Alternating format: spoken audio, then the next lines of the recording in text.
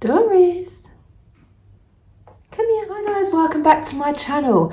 This week's video is a requested video from you guys. A few of you have asked for a little update on our rescue cat Doris.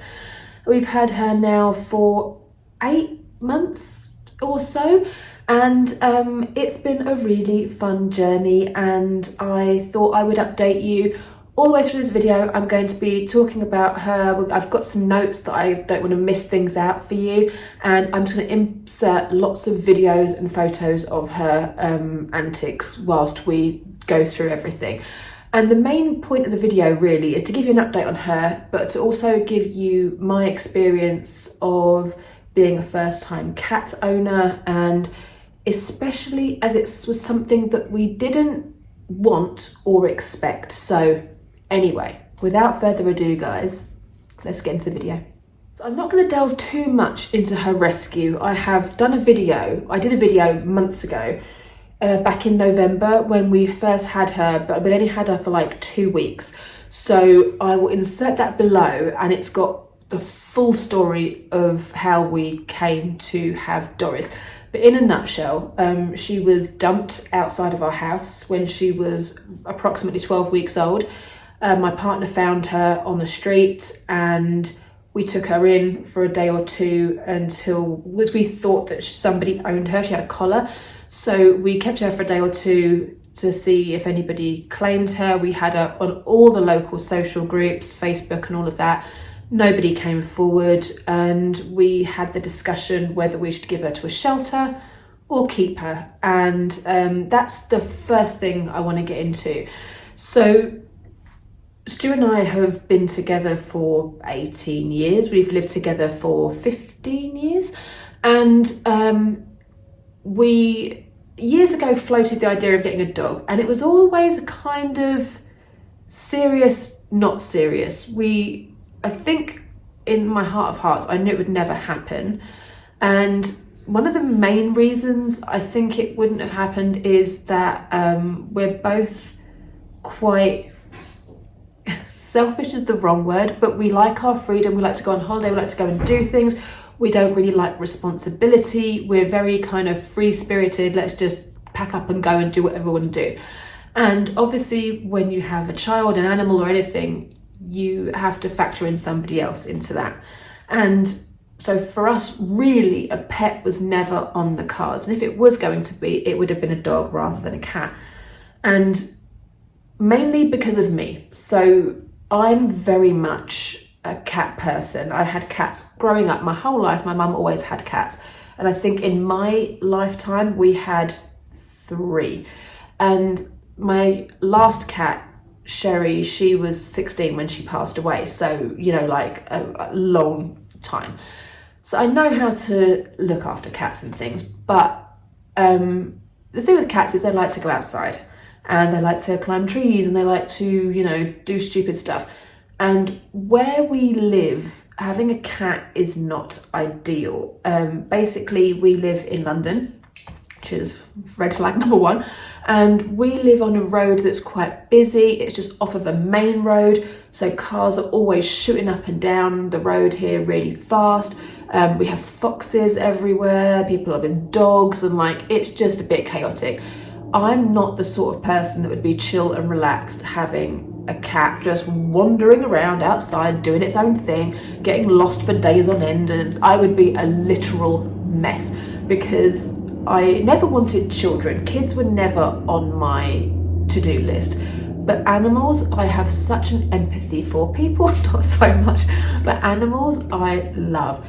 And if an animal is in distress, if an animal is in pain, any of that stuff, I lose my shit.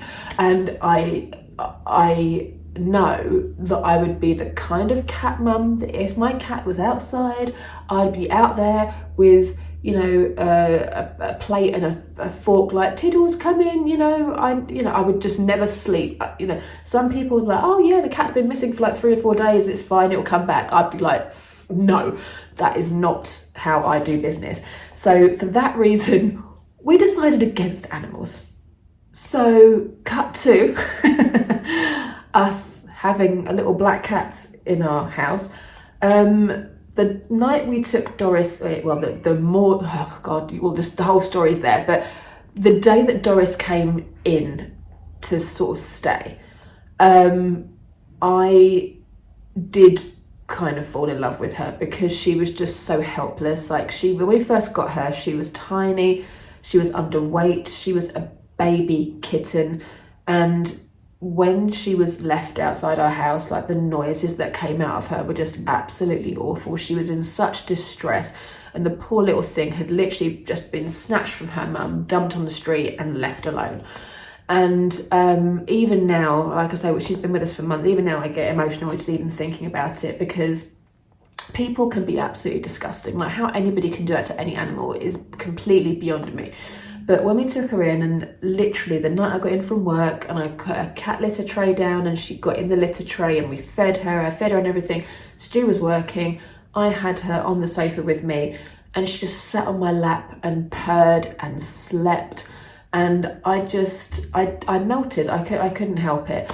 At that point, I thought we were gonna not be keeping her, obviously, because Stu and I have always, like I say, been on the same page with animals. So I knew that he didn't want a cat. I didn't want a cat. When an animal's in distress and it needs help, I want to help it. That was what I was doing. And then once she'd been with us for like 2 or 3 days, and she started to perk up a little bit. For two to 3 days, she just slept and ate and went to the toilet. That was all she was doing. She must have been so tired because she spent the night outside on her own before she came into us. And I think she came in and she was relaxed and she knew that she'd been rescued and that she was okay. So after she'd been with us a couple of days, her little personality started to show through. She was being quite cheeky, trying to nick some of Stu's jambalaya, and she was just funny, wanting to play. She was getting comfortable. And we went to a friend of mine's birthday bash, and obviously we'd put everything on Instagram. So people at this party knew we had this cat. And my friend's mum said to me, like, so you're going to keep it? And we sort of looked at each other and we were like, oh, we don't know, you know, who knows, whatever. That night after the party, we went out for dinner, it's just Stu and I, and we had the conversation. And we laid our cards on the table and said, look, you know, if we do keep this cat, we need to be a team. We need to be on the same page. And with that, there were some ground rules from both of us. My one was that she had to be an indoor cat. 100%. I could not deal with what we discussed earlier. And he agreed because A, she's a black cat, and outside at night, like, no. Where we live, our front door opens onto that road. We have a garden, but you have to kind of go through a gate at the side of the house to get to the garden. It's not the first thing that you see when you go out, so you have to learn all that stuff, and, you know, we have to get a new front door with a cat flap and everything, which is fine. All of that's fine. But we just thought it would be simpler if she were indoors. And we had that conversation. We were talking about holidays and things, like what we're going to do, because again, we've established I'm an absolute idiot and I would cry if I had to leave the cat in kennels, and I would just never do that. My cat would be a princess. End of story. We are making peace with that.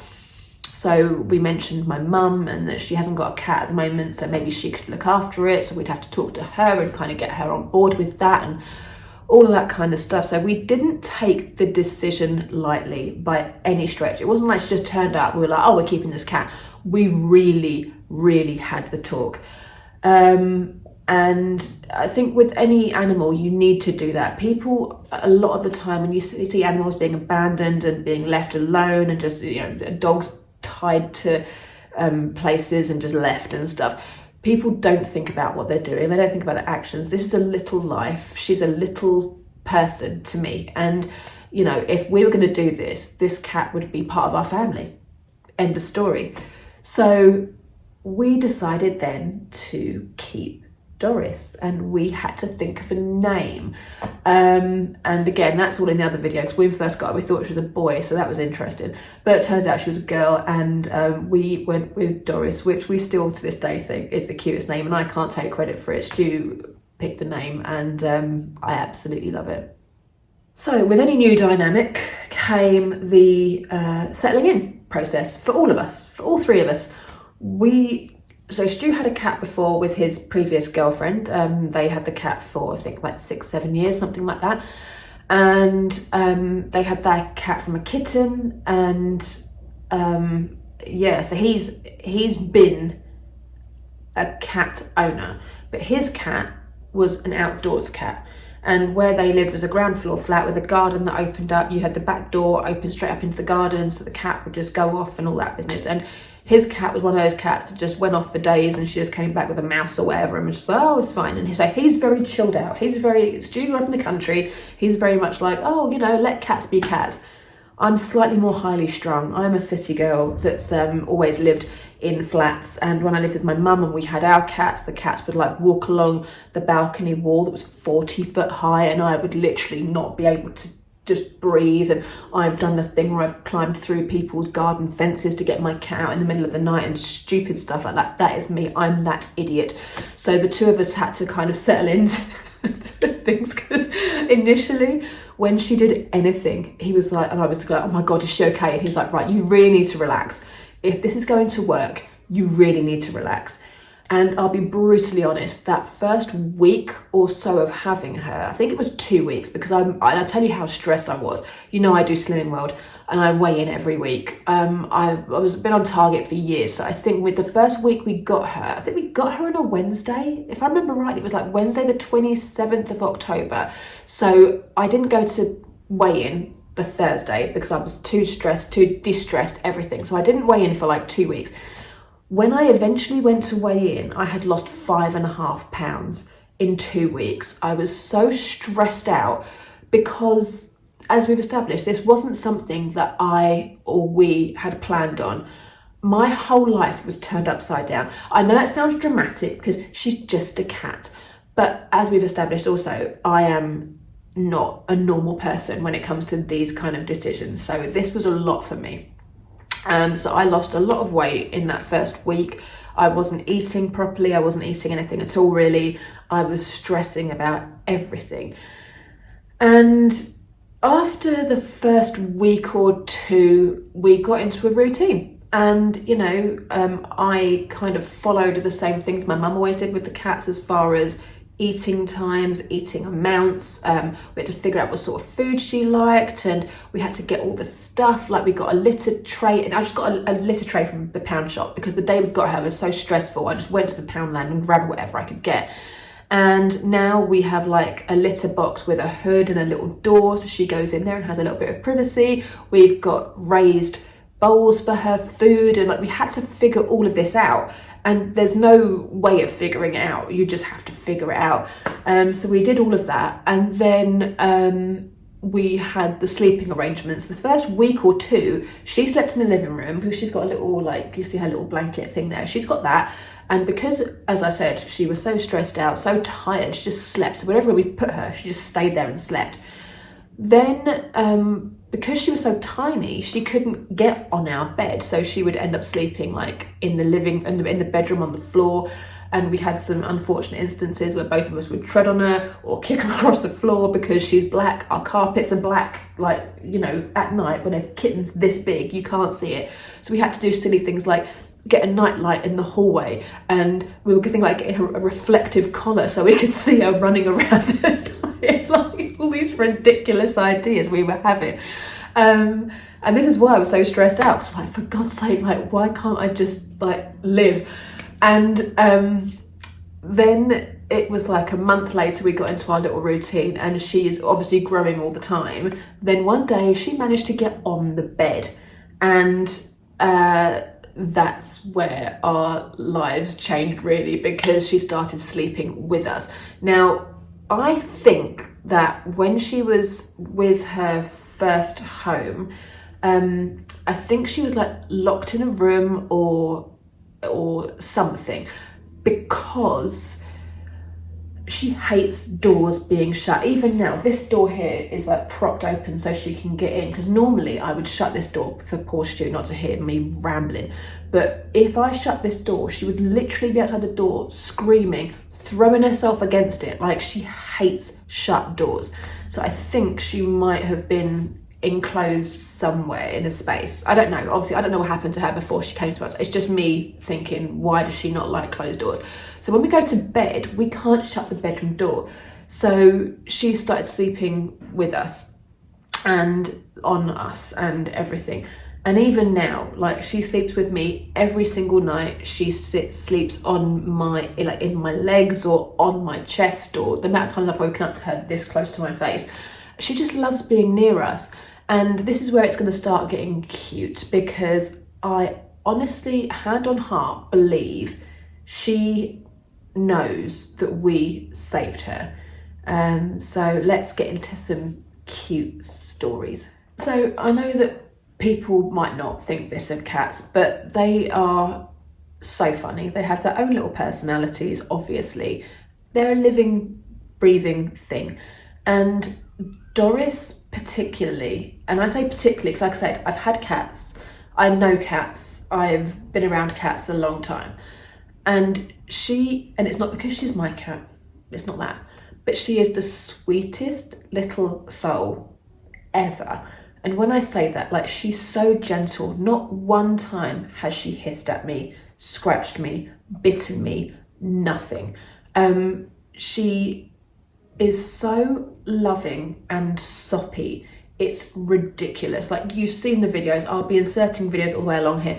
When I sit down, she comes and sits on me. She purrs, and she's, in the morning, we get up, I give her a little brush every morning to get rid of any dead hair, because she's now a junior kitten. So she's anything under 1 year old, they're kittens and juniors. So she's like a teenager right now. So her fur is growing in as like adult fur, but she's black, she's quite coarse haired, but it does come off. And to sort of save her from getting loads of fur balls and stuff, every morning we give her a little brush, and she loves it. She jumps on my shoulders, she rubs herself all over my face. She's so affectionate to the point where, and this is TMI, but every middle of the night I have to go to the bathroom, I have to pee at like 4 o'clock in the morning, whatever. She follows me out. Bearing in mind she sleeps on me, she follows me out into the bathroom and she sits on my lap and we have a little cuddle, which while I'm going to the toilet, and I put her down and she runs off, has a bite to eat, whatever, and then comes back on the bed 5 minutes later when I'm settled. Like, it's a routine. We have a routine. And she's the sweetest, most affectionate thing. Same with Stu. Like, Stu, with her, he's home all day because he works from home, and they play together a lot because she's a kitten, so she requires a lot of playtime. But she has this really funny quirk, and she's done it ever since day one. We live in a maisonette, so you walk in our front door and you've got a flight of stairs, and then our flat opens up onto one level. She's always stood on the top step and just stands there or sits there and meows. And that is playtime. I want to play. It's like, it's basically her clicking her fingers saying, I want to play. So we play. And then now she's learned, because she likes to take water from the sink, because now she can jump into the sink in the bathroom. She sits in the bathroom and meows, and then we turn the tap on and she jumps in the sink and she drinks out the tap. And it's all these weird things. But the cutest thing for me, I still have different cute things, but for me, one day I came home from work and I had a bit of a crap week at work, just long, tired, like I was over it. Friday night was wine time, I was ready. And whenever I come in the front door, I open my keys, I open the door with my key, and Doris is at the top of the stairs, or she runs down the stairs to meet me. This one day, Stu recorded her reaction to my keys in the door, and I'm playing it now.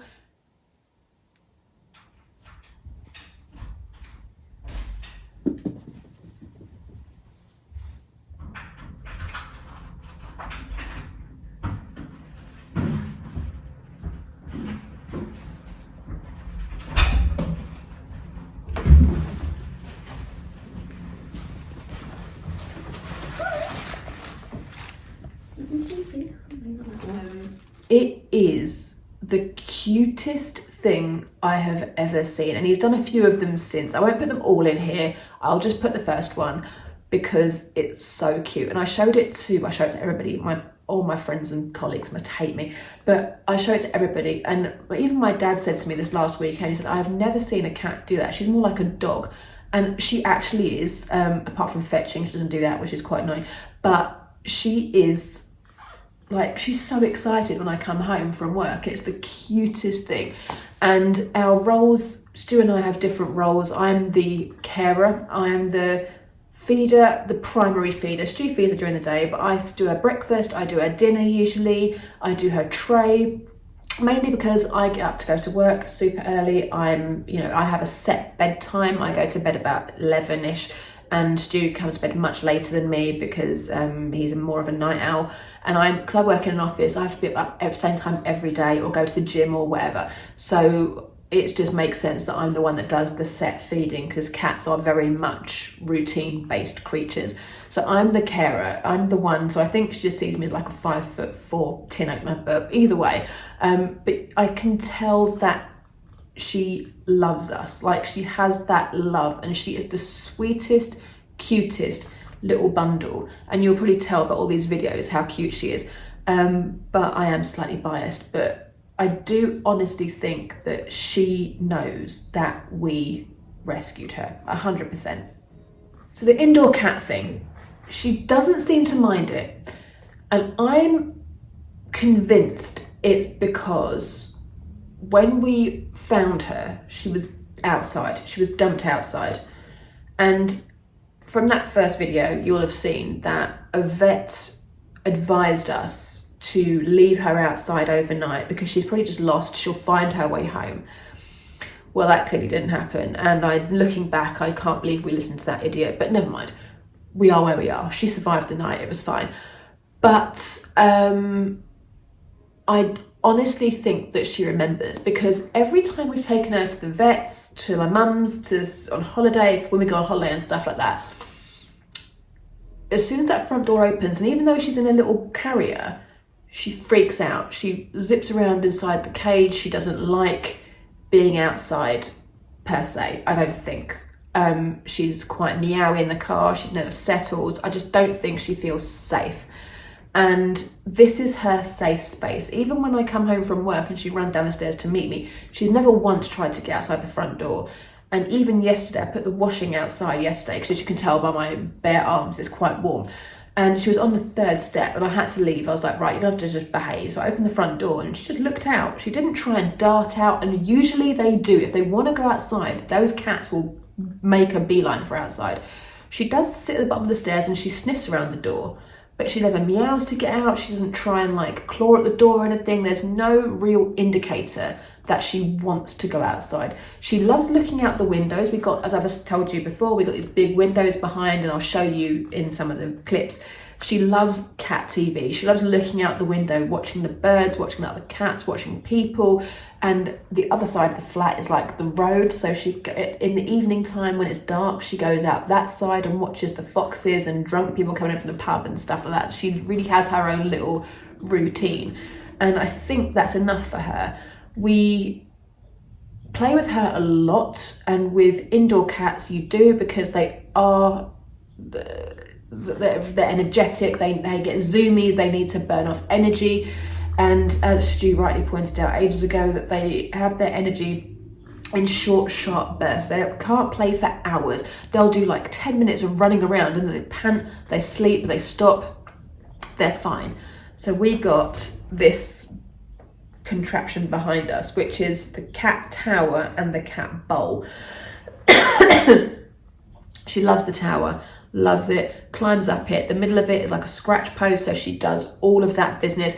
The bowl, she's sat in it a couple of times, she plays with it, she throws balls in it and stuff. She'll get there eventually, I'm sure she'll figure out what it's for.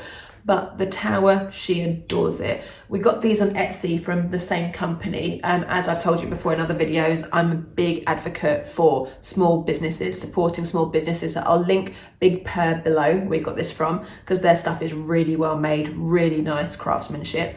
So anything else we get for her, we're gonna get from these guys, because you do need to catify your home. If you have an indoor cat, they need to be stimulated. So we have lots of fun toys. I'll put in videos of the various toys. We got lots of things to throw around. I recently bought her a cat tunnel that she runs in and out of and sticks her head out of and jumps in and out of, and she's loving that. We don't keep them out all the time because I don't want her to get used to stuff. I want her to get excited about it. So we only bring certain toys out at certain times. And there are sometimes we can't play with her. Like in the morning, I'm getting ready for work. I have this new contraption that's like, it's called Catch the Tail, and it's like a tail underneath a mat and it whips around by itself, and I put that on for like 15 minutes. But now when I'm getting ready for work in the morning, she knows that's coming, so she gets excited. I'm sure at some point she'll get bored of it, have to chuck it and get something else, but you have to constantly keep them active and keep them engaged and just to make sure they're happy, you know, because you want them to be happy, obviously. So yeah, we did all that. And as we talked about at the very beginning, holidays, we love a holiday, and my mum very kindly offered to look after Doris whenever we go away. So we are ridiculously organised with our holidays. At the beginning of the year, we have our holidays planned. So we worked out a holiday plan for this year. We spoke to mum, we got our dates in the diaries, so she knows when we're going away, then she knows when she's able to go away. We talked about it, we agreed on stuff. And so Doris goes to what I call Disneyland. Because my mum's had cats my entire life, probably for like 30 or 40 years of her life, she knows how to look after a cat and how to have fun with them. And my mum's place is obviously different to our place, so therefore Doris loves it because she knows every inch of our place. But when she goes to mum's, it's like, oh, what's here? And she's just constantly, you know, having a wild old time. And it's funny that I talked to mum about our routine that we have here, and she's like, oh, my place, she just gets on with it and I don't have to do anything. I was like, oh, brilliant, great. So she has a whole different routine there. And we have the same food bowls for her. I give my mum some cat litter, and I bring the litter tray with me from here, and we bring our toys and things. Mum's got toys and her own scratch pads and stuff, but we have like a home from home for Doris. And the first time we went to mum's at Christmas to stay with her, she was terrified for the first like 5 or 6 hours. She was very nervous and stuff, but then she kind of chilled out into it. The second time I took her there, she just came out of the carrier and was like, okay, I'm home again. This time was absolutely fine. So she now knows that she's getting, you know, looked after. She knows mum well. Mum comes here to see us and to see the cat, and we just sort of keep that relationship going, which is brilliant. So she's perfectly happy with that. So thanks to mum, if she's watching, for looking after Doris. Then we had to get her spayed. So obviously, being a little girl cat, she was only 3 months when she came to us, so she wasn't spayed. She had no injections or anything. So the first week that when we decided to keep her, she had fleas. We had to take her to the vet and get her some flea stuff. Then we gave her like her injections and her flea and worm tablets and stuff like that, and get her registered with a vet, obviously, is number one. Then over Christmas, she started to get into her first heat cycle. If you don't know what that is for a girl cat, it's basically when they start to get hormonal and their bodies start turning into more womanly bodies and they want to find a partner. So they get a bit sexy. And yeah, it's not nice because they yowl, they crouch, they get low, they get very affectionate. She got over affectionate with Stu. She was very flirty and like rolled around and trilling and stuff, and it was just weird. So we got her booked in for a spay at the second week of January, and that was very, very awful. I felt awful. I mean, it wasn't awful, it was fine. It was just a standard operation for any vet. But as a pet owner, when there's nothing wrong with your cat and you have to put it in for like a major surgery, because for a girl cat, it's a major surgery, we decided to go with the bodysuit. They offer you a bodysuit or a comb for their head. And I thought, oh, we'll get the bodysuit. well, she ripped that off within about 5 minutes of being through the front door. She was off her face on drugs. She was hyper. She managed to get her leg inside the bodysuit, and obviously she had stitches there, so it was like a whole drama getting that off, and then putting the, we bought a backup cone, so we put the cone on her head. She had to live with the cone for 10 days. Then we had to go on holiday, so mum had her with a cone on, and it was all a thing, but it was absolutely fine. She was an absolute trooper, but I have never felt so sorry in my life for an animal. Like, she was just so sad for like 2 days. Then she started to perk up, but watching her with this cone on her head was just so sad. I've got some photos and videos and things, and it was the first time that I felt like a proper mum, you know, like when your animal is suffering, it's horrible, but yet she was still so cute, so sweet. She just took it. She knew we were doing it out of love, I think. She would just, when we took the cone off to feed her after the first sort of 7-8 days, and then put the cone back on, she didn't fight to have it back on. She just accepted it, and she used to walk around with her head down and banging into stuff, and she hated it, but she was so good. It was, oh, she was just so sweet about the whole thing. But yeah, that was the spay, and obviously now she's absolutely fine, and she's running around crazy and back to her usual wonderful self. So that's basically it, guys. It's just life now. We are all settled in together. The three of us are a little family. We're making it work. We have a happy cat. We're happy with the way things are going. The seasons are changing now. It is getting quite warm, which we're now talking about getting, you know, fans and stuff for the house, because we can't have the windows wide open, because obviously we have a cat that might leap out the windows. So that's not ideal, because we are on a first floor masonette, so we're like 40 feet up in the air. So that's a no. So we do have our very top windows open. She's never once tried to get out of them, so that's great.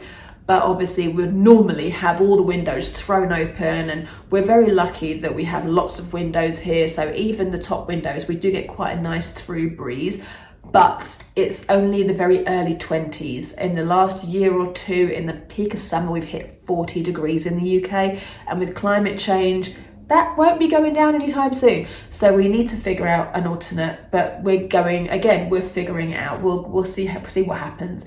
But yeah, we are having a great little time together. So thank you to everybody that comments on Instagram. I'm constantly putting pictures and videos up of Doris. My Instagram has taken a huge shift.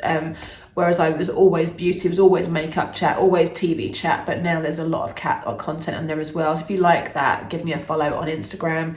I just can't help, my phone camera roll is just full of cat videos and photos. I've actually got on my external hard drive, I've got a Doris B-roll folder, which is what I've used for today, and it's just full of gigabytes of Doris doing absolutely nothing, just apart from being adorable and cute. So, and this the one time I've been filming and she's not bothered to come in. I don't know what she's doing, but usually she'd come in, walk across me, jump on my back, whatever. Today, absolutely nothing, so that's interesting. She must know we're talking about her. But yeah, thank you so much for all your support and all of the advice and everything I've put out there, because at the very beginning I was asking everybody everything, because I had no idea what I was doing. And it's been a fun ride. Like I say, she's nearly 10 months old now. We've had her for about 6-7 months. She was 3 months approximately, and we got her, the vet's given her a birthday of the 30th of July. So we're going to go with that. And yeah, we're just going to carry on with life as it is. So I will update you again, maybe in another 6 months or so. We'll see how it goes. But thank you so much for watching this video. I really hope you enjoyed this slight change of pace. And I'm off now to have a glass of wine in the garden, because it's 24 degrees here in the UK and I want to get some sun. So enjoy the weather, guys. When this video goes up, it might be snowing, who knows? But take care, and it was lovely to catch up with you. See you next week for another beauty related video. Almost good there. Okay, here we go. Thanks.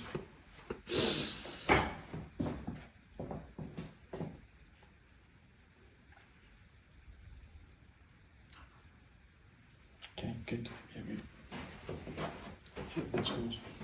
Yeah.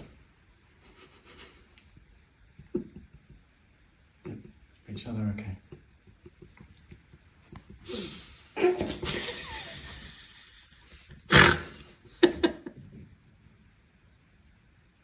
It might go a bit.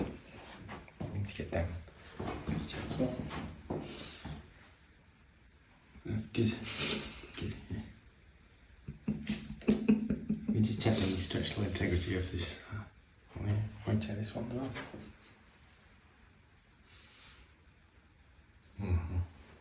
Oh.